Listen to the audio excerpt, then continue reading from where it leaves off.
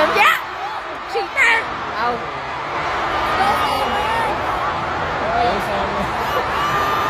Magandang gabi sa inyo ba?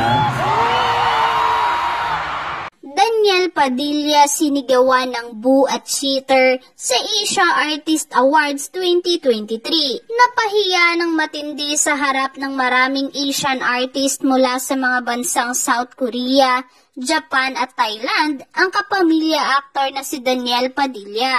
Dahil sa naging reaksyon ng Pinoy audience sa kanyang acceptance speech. Matatandaan itong Huwebes, December 14, ginanap sa bansa partikular na sa Philippine Arena sa Bulacan ang prestihiyosong Asia Artist Awards or AAA. Ito ang unang beses na nag-host ng AAA ang Pilipinas, kaya naman talagang napakalaking event ito sa mundo ng entertainment.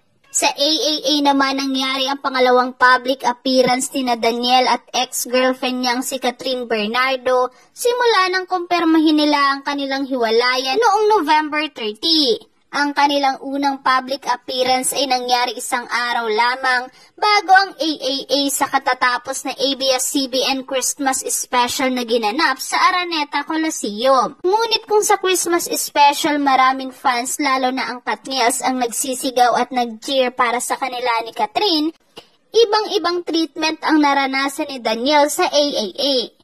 Lingid sa kaalaman ng marami, wagi sina Catherine at Daniel ng AAA Fabulous Award for TV at Film.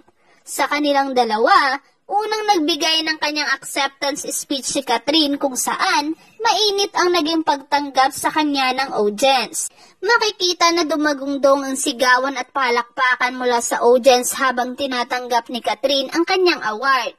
Ngunit hindi kasing init ng pagtanggap kay Catherine ang naging reaksyon ng Pinoy audience na karamihan ay K-pop fans nang magbigay ng kanyang acceptance speech si Daniel. Sa ilang videos na kumalat online makikita na hindi na pinahaba pa ni Daniel ang kanyang mensahe matapos siyang ibu at tawaging cheater ng audience.